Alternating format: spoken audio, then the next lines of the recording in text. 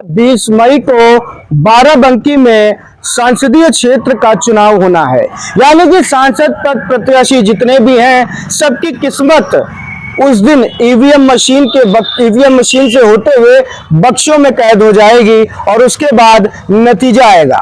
तमाम दावे और वादे सरकारें कर रही हैं और तमाम दावे वादे जो संसद पद प्रत्याशी हैं वो भी कर रहे हैं।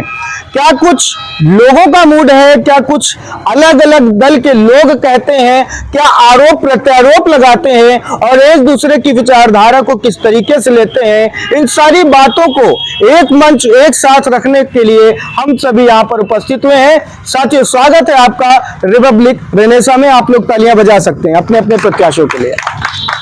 तो आपको बताना चाहूंगा कि यहाँ पर हमारे साथ आदर्श पटेल जी कांग्रेस से उपस्थित हैं, जो प्रदेश सचिव हैं। सपा से नसीम गुड्डू जी हमारे बीच उपस्थित हैं, जो वरिष्ठ उपाध्यक्ष हैं कुर्सी विधानसभा क्षेत्र के। बसपा से हमारे बीच उपस्थित हैं इंजीनियर इकबाल, जो इस बार नगर पंचायत के बसपा से प्रत्याशी भी रहे हैं, और साथ ही साथ राजेंद्र प्रसाद जी जो जिला प्रभारी हैं और पूर्व ब्लॉक प्रमुख हैं। साथ ही साथ विक्रम गौतम जी हैं जो जिला पंचायत है और साथ ही साथ जो पूर्व जिला संसदीय क्षेत्र बाराबंकी 53 लोकसभा में बहन कुमारी मायावती जी की सरकार थी। बहुजन समाज पार्टी की 4 बार सरकार उत्तर प्रदेश में रही। आदरणीय बहन कुमारी मायावती जी ने ये करके दिखा दिया कि विकास कैसे होता है, बेरोजगारों को रोजगार कैसे दिया जाता है, भूमिहीनों को जमीन कैसे दी जाती है, और जो गरीब हैं जो शहरों के अंदर रहते थे उनको मान्यवर कांशीराम शहरी योजना अंतर्गत जो है कैसे मतलब जो है मकान और फ्लाइट देने का काम अगर किसी ने किया तो आदरणीय बहन कुमारी मायावती जी की सरकार। अगर किसी ने किया तो बहन कुमारी मायावती जी ने किया, तो फिर अखिलेश यादव ने क्या किया? देखिए, लोकतंत्र के महापर्व के अवसर पर मैं आपके चैनल को धन्यवाद देता हूं कि आप सब लोगों के सहयोग से, आप सबकी कोशिशों से यहाँ पर बहुत सम्मानित लोग उपस्थित हैं। हमारे बसपा के साथी भी हैं, हमारे कांग्रेस पार्टी के साथी हैं, आदर्श पटेल जी। अभी विक्रम गौतम जी ने जो बात कही विकास, तो बहन कुमारी मायावती जी ने सिर्फ और सिर्फ अम्बेडकर पार्क बनवाने का काम किया। आगरा एक्सप्रेसवे किसने बनवाया? अखिलेश ने। आगरा एक्सप्रेसवे इतना शानदार एक्सप्रेसवे बना। गठबंधन का मामला और दावे वादे जो है समाजवादी पार्टी खो रहे हैं, तो यहाँ पे कांग्रेस अपने आप को कैसे रखती है और क्या कुछ कहेगी? बिल्कुल सही बताया। देखिए, ऐसा है, विकास तो अखिलेश यादव जी ने किया और बहुत किया, और जो विकास अखिलेश यादव जी ने उत्तर प्रदेश में सरकार में रहकर किया वो दिखता है, उसकी गुणवत्ता दिखती है। और उसके इतर 10 साल की सरकार, भारतीय जनता पार्टी की सरकार, उसका विकास भी दिख रहा है। हर महीने एक ना एक पुल गिर जाने की सूचना आ रही है।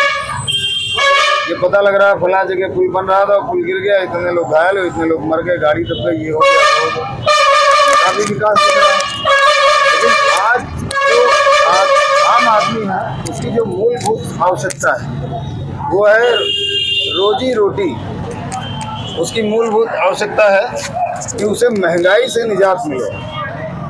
उसकी मूलभूत आवश्यकता है कि उसके बच्चों को, पढ़े लिखे लड़कों को रोजगार मिले। वाले कहते हैं कि एक तरफ से राहुल गांधी जो है आलू निकालते हैं, दूसरी तरफ से सोना बन जाएगा, ऐसा दावा करते हैं। वो कहते हैं जो यूट्यूब और ट्विटर देख रहे हैं खटाखट उनके अकाउंट में 8,500 रुपए आएंगे। क्या ये लॉजिकल बात है? भाजपा वाले हमेशा तिल का ताड़ बनाते हैं और भाजपा वाले हमेशा भ्रामक बातें करते हैं।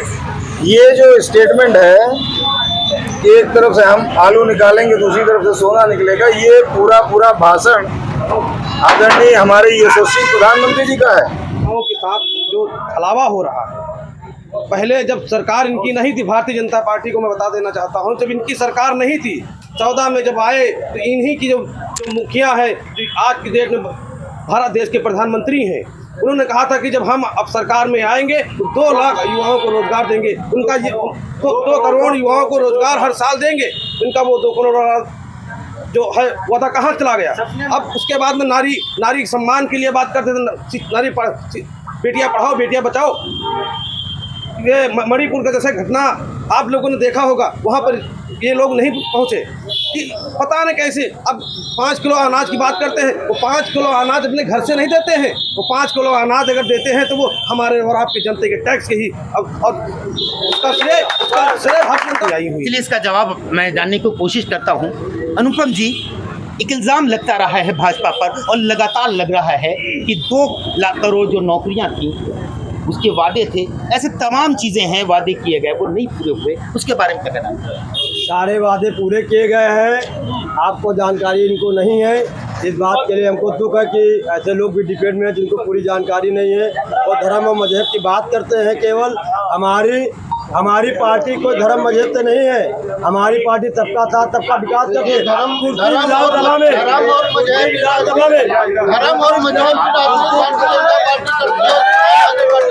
विधानसभा में आप देखिए कितने लोग टीचर हुए हैं, लड़के और लड़कियां कितने टीचर हुए, किसी का 1 रुपया भी नहीं लगा है। कोई सोच नहीं सकता था झोपड़ी में चाट बनाने वाले का लड़का भी जो है वो जय हुआ है। चलिए जनता से एक सवाल ले लेते हैं। जी बताइए, आप क्या सवाल है आपका? मैं भारतीय जनता पार्टी के प्रवक्ता जी से जानना चाहता हूं कि जब ये कह रहे हैं हम अनाज दे रहे हैं, सही है दे रहे हैं, लेकिन अगर हमारा युवा कोई रोड पे आ जाता है अगर हेलमेट लगाए तो उसका चालान होता है 2000 का। 5 किलो अनाज देते हैं 15 रुपए का। कितना विकास इन्होंने किया है? ये आखिर किसकी कमी है?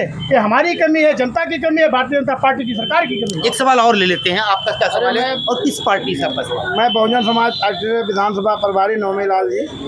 मैं बीजेपी से ये पूछना चाहता हूँ कि माननीय हमारे प्रधानमंत्री नरेंद्र मोदी जी ने कहा था कि 15-15 लाख युवाओं को सबके खाते में आएंगे, तो 15-15 लाख कहाँ गया वो पैसा? सवाल है बार बार दोहराया जा रहा है, 15 लाख कहाँ गए? बताएंगे आप 15 लाख कहाँ गए, वो वादा कहाँ गया? जी पटेल जी पे एक जवाब ले लेता हूँ। एक बात बार बार ये आती है कि मंदिर किसी के पैसे से नहीं बना है, तो ये पूछो मोदी के पैसे से बना है मंदिर। घर घर तो पैसा चंदा मांगे हैं, घर घर चंदा मांगे। मंदिर की बात, जो मंदिर में जो भ्रष्टाचार हुआ है, अभी सरकार बदलने तो इनकी औकात ठिकाने आ जाएगी। मंदिर के भी भ्रष्टाचार किया। दूसरी बात मैं बता दूं, जिस समय देश कोरोना में जूझ रहा था उस समय एक फर्जी संस्था बनाई गई। उस संस्था का नाम रखा गया पीएम केयर फंड। उस संस्था का नाम रखा गया पीएम केयर फंड और लोगों से प्रधानमंत्री जी ने उस पर टीवी पे आ करके भीख मांगी कि इस देश के लिए महिलाएं जो है अपने गहने तक दान करती हैं। जब देश पूरी स्थिति में होता है, जब देश पूरी चुप रही, उधर जाइए, देश पूरी स्थिति में होता है। से जवाब ले लेते हैं। नहीं, बात कर रहा हूँ ना, सुनिए मेरी बात। मोदी जी ने ये कहा कि जब देश बुरी स्थिति से गुजरता है तो देश के लोग सहयोग करते हैं और यहाँ तक देश की महिलाएं अपने गहने तक दान करती हैं। लोगों ने लाखों लाख रुपए दिया और उसके बाद में ये पता चलता है कि पीएम केयर फंड सरकारी संस्था नहीं है। ये जनता से एक सवाल ले लेते हैं। मैं आदर्श पटेल जी से, आपने मंदिर के लिए कितना दिया, केयर टेकर में कितना दिया, किस कांग्रेसी ने कितना दिया? आप खाली आदर्श पटेल जी बताइए कि कांग्रेस लोगों ने मंदिर के लिए कितना डोनेशन दिया या पीएम रिलीफ फंड ने कितना दिया? देखिए, मंदिर इस देश का मुद्दा नहीं, मंदिर भाजपा का मुद्दा है, देश का मुद्दा नहीं है। मंदिर में जो देना चाहे दे। मैंने ये नहीं कहा मैंने दिया, मैंने ये कहा कि घर घर इन लोगों ने पैसा मांगा, मेरे दरवाजे पे लोग आए पैसा लेने। मैं ऐसा झूठ थोड़ी नहीं बोल रहा हूँ। ये विषय नहीं कि देना न देने की बात है। और दूसरा चीज है पीएम केयर फंड। पीएम, अगर कोरोना काल में लोग परेशान थे तो देश के लोगों की मदद करनी थी। मैंने पैसा भी दिया, मैंने लोगों को राहत भी दिया। सर्वेश जी, आप इस बारे में कुछ कह रहे थे। देखिए, आंखें बंद कर लेने से अंधेरा नहीं होता है। हमारे सच्चाई कुछ और है, कुछ और है, आपका मतलब? नहीं, हम इनके लिए बता रहे हैं। कांग्रेस के जो हमारे प्रवक्ता महोदय आए हैं, आंखें बंद कर लेने से अंधेरा नहीं होता है। आपको सिर्फ जो है विरोध करना है, विरोध आप करते रहें।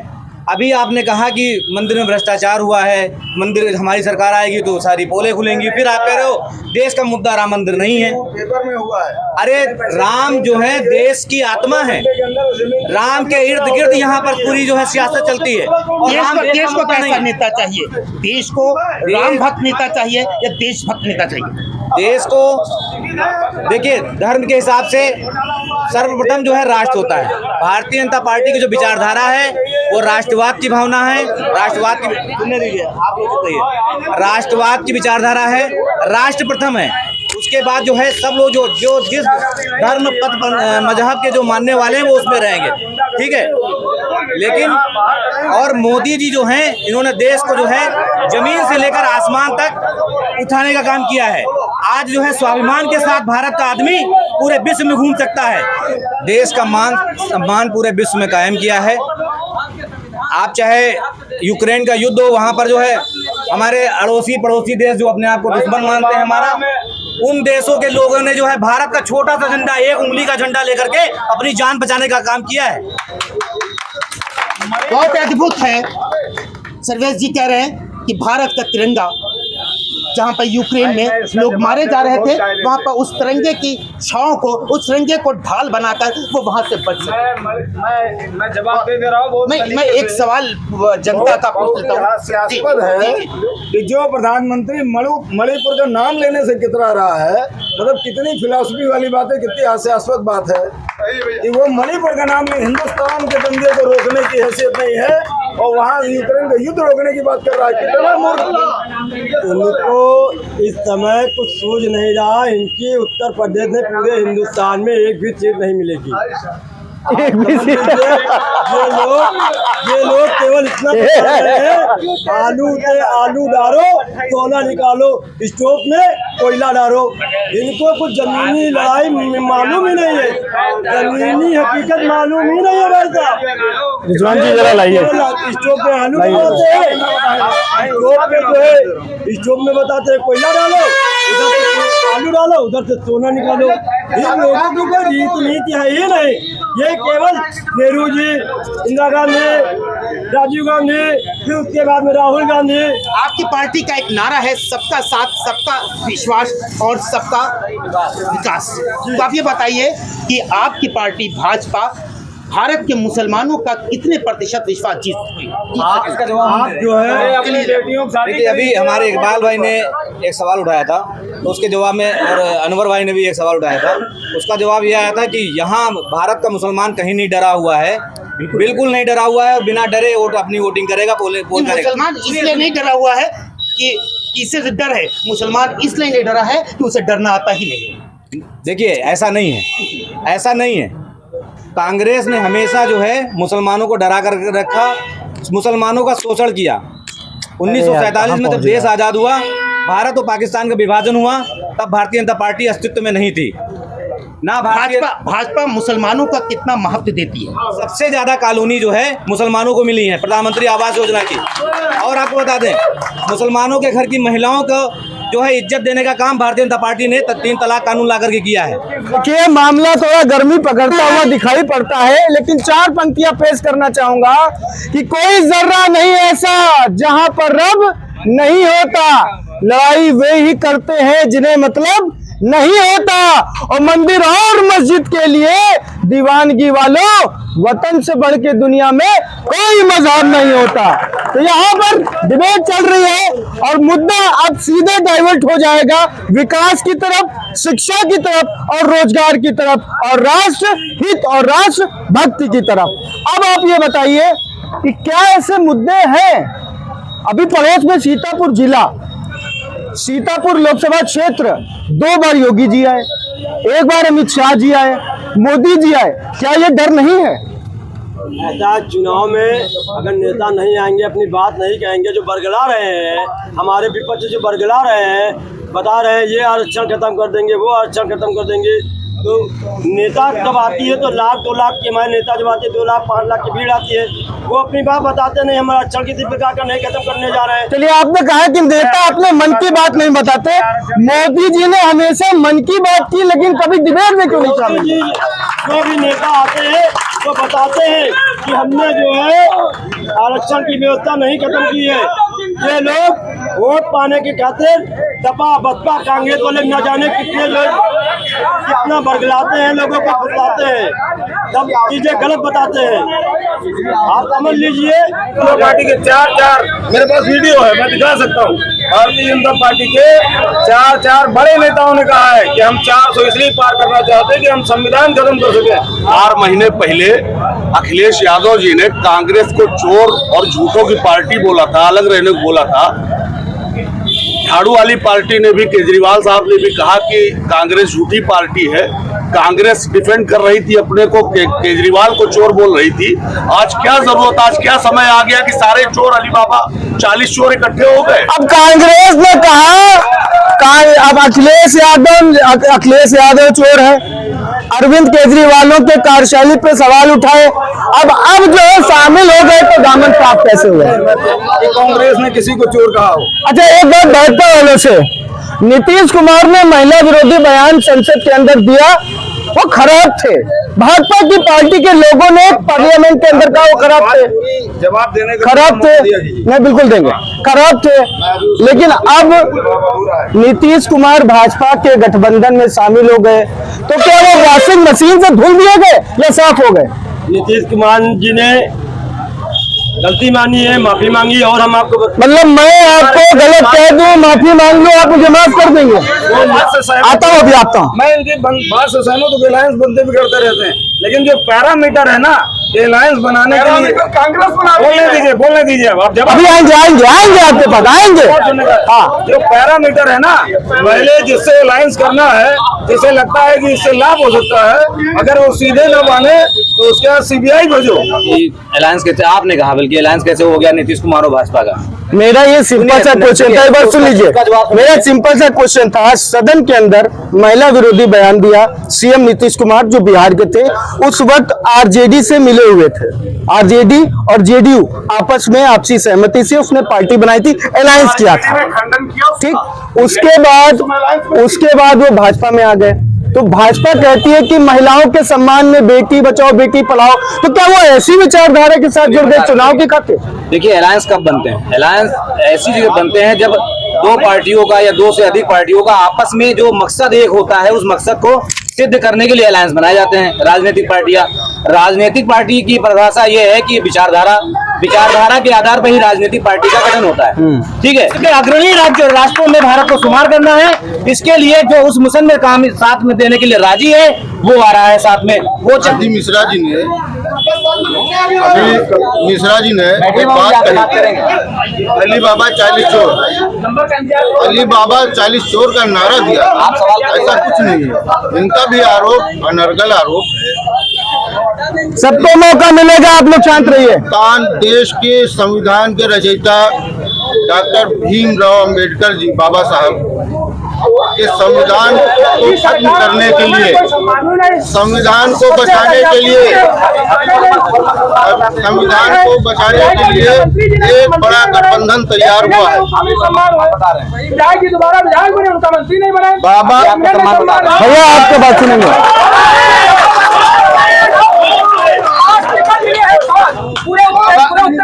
टिकट मिले 6, एक मिनट शांत रहिए, आएंगे 13 वर्मन के हाथ सम्मान दी, 13 सांसद टिकट दी, और विधायक जी 2 बार जीते, इनका मंत्री बने, सम्मान बढ़ते वर्मन के, कोई वर्मन सम्मान वाट हम बनता ही थी, वर्मन के हाथ से रहा। संविधान को बचाने के लिए, बाबा साहब के संविधान बनाए हुए संविधान को बचाने के लिए आज इतना बड़ा गठबंधन तैयार हुआ। मैं आपके चैनल के माध्यम से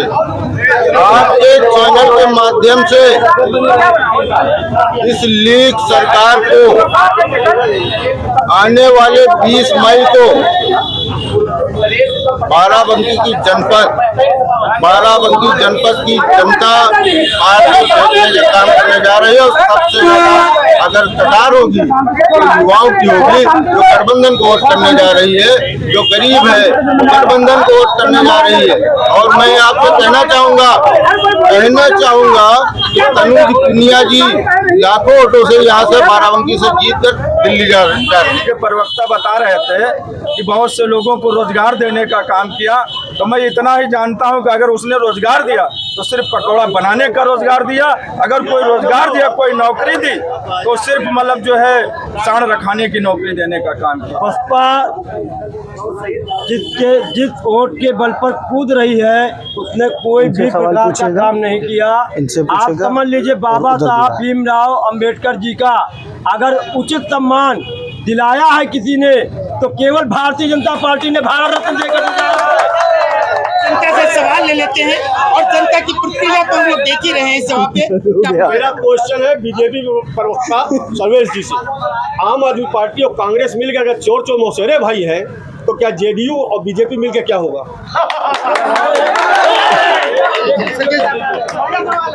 देखिए, मैंने पहले ही बताया था, अपने हमारे बहुत अच्छे मित्र हैं नईमी साहब, जब विचारधारा मिलती हैं तब जोड़ होता है, तब गठजोड़ होता है। तो हमारी विचारधारा पॉजिटिव है देश को आगे ले जाने की, तो हमारे साथ वो आए। और इनकी विचारधारा है कि किसी भी तरह से एन केन प्रकारेण भाजपा को हटाना, भाजपा को हराना, इनकी विचारधारा ये है। हमारी विचारधारा आगे बढ़ने की है। प्रवक्ता सर्वेश जी से बात बोलना है आपका, और अनुपम जी ये बात कह रहे थे कि सबका साथ सबका विकास, इस बात को ये कैसे साबित करेंगे? समझ में आ रहा है, इतने लोग सवाल करते हैं। अरे सुनिए तो भारतीय जनता पार्टी के लोग एक नारा दे रहे हैं कि सबका साथ सबका विकास। हम इस बात को कैसे माने? अभी कुछ समय पहले महाराणा प्रताप जी की मूर्ति के ऊपर हमारे पार्टी के राष्ट्रीय अध्यक्ष अखिलेश यादव जी उन्होंने माल्यार्पण किया। अरे करने के बाद चले गए, क्या हल्ला बहुत हो रहा है, पार्टी के लोगों ने बहुत हल्ला हो रहा है। तो गंगा जल से धोने का काम किया। बस जानेंगे, जरूर जानेंगे, इस इंसान का जवाब जानेंगे। इससे पहले मैं जनता से कुछ सवाल लेना चाहता हूँ कि कम शब्दों में जनता नंबर 1, जनता नंबर 2 करना चाह रहा और उधर एक भैया थे जब हमारे नेता जनता नंबर 3 मुख्यमंत्री उत्तर प्रदेश के अखिलेश यादव जी जब भारतीय जनता पार्टी की सरकार बनी और उनसे सरकारी आवास जब खाली करवाया गया तो यही भारतीय जनता पार्टी के लोगों ने उस आवास को गंगा जल से धोने का काम किया। ये सबका साथ सबका विकास का नारा देने वाले लोग झूठे हैं, फरेबी हैं। और आने वाले 20 तारीख को निश्चित रूप से यहाँ से तनुज पुनिया लाखों वोट से जीत के जा रहे हैं। जनता से सवाल ले लेते हैं। मान्यवर, क्या नाम है आपका? मेरा नाम सुशील कुमार पटेल है। तो पटेल जी, क्या सवाल है आपका? सवाल मेरा एक इनसे भाजपा वालों से कि मेमू ट्रेन जो बाराबंकी से कानपुर को जाती थी वो ट्रेनें क्यों बंद है? मेमू ट्रेन जो बाराबंकी चल करके अरे यार तुम कानपुर तक कैसे जाती बात थी, कर रहे हो भाई? वो ट्रेनें क्यों हमको बंद है? पता था, हम सपना देख रहे हैं क्या यार? पैसेंजर ट्रेनें 4 चलती थी सपना देख रहे हैं क्या सीतापुर के लिए। कई वंदे मातरम ट्रेन तो वहाँ पर रिप्लेस करके वहाँ पर क्या जानकारी है? वहाँ पे ट्रायल हुआ है, उसके बाद यहाँ पे पुलिस अभी कुछ बोल नहीं रही है, पूछताछ कर रही है। सीतापुर कैसे पहुंचेगा, इसे पूछिए। कि हमारे देश में लोकतांत्रिक व्यवस्था है, ठीक है। अगर लोकतांत्रिक व्यवस्था को बनाए रखना है तो कहीं ना कहीं सत्ता परिवर्तन हमेशा जरूरी है आम जनता के लिए। मतलब सत्ता परिवर्तन, हाँ, जहाँ उसकी बीवी रुकी जहाँ रहता है वो व्यवस्था को बनाए रखना है, वहाँ ले गए होंगे आपके अनुसार। कुछ लोग वालों से पूछना चाहते हैं देश को कितना आगे ले गए हैं। महंगाई चरम सीमा पर है, डीजल पेट्रोल क्या भाव बिक रहा है, दाल क्या भाव बिक रहा है, आलू क्या भाव बिक रहा है। संविधान बदलने की बात, आपको ये मालूम होगा कि 2014 में और 2019 में भारतीय जनता पार्टी पूर्ण बहुमत में थी। अगर लल्लू सिंह जी की बात जो कोट कर रहे हैं, अगर उसके हिसाब चलते तो संविधान अब तक बदल दिया गया होता। मतलब आप ये कहना चाह रहे हैं कि बीजेपी का ऐसा कोई इरादा नहीं है? ऐसा कोई इरादा नहीं है। दूसरी बात, संविधान किसने बदला है? टोटल 80 बार जो है कांग्रेस की पार्टी ने संविधान में संशोधन किए हैं। सर्वेश जी बता रहे हैं कि 80 बार है ना, आदमी के पास जब कोई जवाब नहीं होता है अपने सवालों का तो उलूल जुलूल बात करते हैं। ये तो ये भी कहेंगे कि कांग्रेस की सरकार आ जाएगी तो आपकी भैंस ले लेंगे, 2 भैंसों में से 1 भैंस ले लेंगे। इनका ये तो ये भी कहेंगे कि कांग्रेस की सरकार आ जाएगी तो बहनों को मंगलसूत्र छिनवा देंगे। इनकी बातों का कोई मतलब ही नहीं है। चलिए जनता के लोगों से और सवाल ले लेते हैं। एक नारा आया है बीजेपी का, जो राम को लाए हम उनको लाएंगे। मोदी जी राम को लाए हैं। बहुत अच्छा सवाल है। राम को कौन ला सकता है? उनका सवाल है कि बीजेपी वाले कहते हैं कि हम उन्हें लाएंगे जो राम को लाए हैं। राम को कौन लाया? ये बताते हैं। देखिए ये भावना की बात होती है। में ऐसा क्या काम करेगी पार्टी आपकी? देखिए, पूर्व में जो हुआ उस पर हम नहीं जाना चाहते हैं। हमारे नेता ने केवल आगरा एक्सप्रेस वे ही नहीं बनाया, बल्कि लखनऊ में एक ऐसा स्टेडियम बनाया जिसको बहुत दूर दूर से लोग देखने भी आए। महिला पॉलिटेक्निक, हमारे घर की बहन बेटियां जो 40 से 45 किलोमीटर की दूरी तय करके जाती थी पढ़ाई के लिए, महिला पॉलिटेक्निक यहाँ पे नहीं था। पूर्व मंत्री फरीद महफूज किदवाई साहब के अथक प्रयासों से माननीय पूर्व मुख्यमंत्री आदरणीय अखिलेश यादव जी ने यहाँ पर 9 करोड़ रुपए की लागत से महिला पॉलिटेक्निक बनाया। राहुल गांधी अकेले भी चुनाव लड़ सकते थे, तो मोदी भी अकेले बड़ी चुनाव पार्टी लड़ सकते थी। थे। मोदी भी चुनाव लड़ सकते थे। 40 लोगों को का गठबंधन है उनके साथ में। अली बाबा 40 चोर, वो गठबंधन है उसके पास। अली बाबा 40 चोर, लेकिन वो तो कहते हैं कि मैं तो चौकीदार हूँ। अरे वो तो दिख गया ना, रेल गेल सेल सब तो बेच डाला। हिंदुस्तान में कुछ बचा तो है नहीं। कह रहे हैं इकोनॉमिक रेट बढ़ रहा है। हमें बताया ना, बहुत जल्दी भारत 4थे स्थान पे पहुंच जाएगा। नहीं, कैसे? उधार लेकर के, वर्ल्ड बैंक से पैसा लेकर के। अगर आप बैंक से कर्जा लेकर के अपनी जेब में भर के दिखा नहीं करे मेरे पास बहुत पैसा है, इसका कोई मतलब है? वो तो ये भी कहते थे, ग्रोथ क्या? वो तो ये भी कहते थे जब कांग्रेस पहले थी, इकोनॉमिक ग्रोथ क्या है? वो तो ये भी कहते थे, वो तो कह रहे थे कि 2 करोड़ रोजगार देंगे। उन्होंने तो कहा था 15-15 लाख आएंगे लोगों के खाते में। उन्होंने तो कहा था किसान की आय दुगनी होगी। उन्होंने कहा था विदेश से काला धन आएगा। उन्होंने कहा था जब डिमोनेटाइजेशन हुआ तो उन्होंने कहा कि हमारे इस देश से, इस डिमोनेटाइजेशन से आतंकवाद खत्म हो जाएगा, भ्रष्टाचार खत्म हो जाएगा। भ्रष्टाचार कई गुना हो गया। वो तो ये भी कहते हैं कि गाय हमारी माता है। और उसके बाद हिंदुस्तान उनके 10 साल में अगर हिंदुस्तान की सबसे बड़ी तरक्की अगर आप देखना चाहते हैं ना, तो 10 साल में हिंदुस्तान बीफ बेचने वाला सबसे बड़ा देश वर्ल्ड का बना है। अब मैं पब्लिक से के बीच भी सवाल लूंगा और पूछूंगा कि क्या कुछ कहना चाहेंगे। जी इकबाल जी, क्या कुछ कहेंगे? हमारा सीधा क्वेश्चन आदर्श जी से है। आदर्श जी सुनिएगा।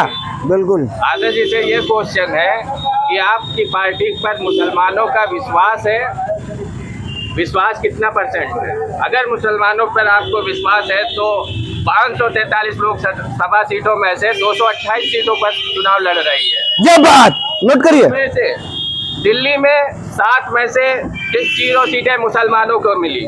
गुजरात में से 26 में से 0 सीटें दी गई मुसलमानों को। हरियाणा में 10 में से 0 सीटें दी गई। झारखंड में 14 में से 0 सीटें दी गई और मध्य प्रदेश में 29 में से 0 सीटें दी गई। महाराष्ट्र में से 48 सीटों में से 48 भाई बहुत बड़ी यूनिट होती है, 48 सीटों में से मुसलमानों को 0 सीटें दी गई। राजस्थान में 25 सीटों में से 0 सीटें दी गई और जम्मू कश्मीर में से 5 में से 0 सीटें दी गई।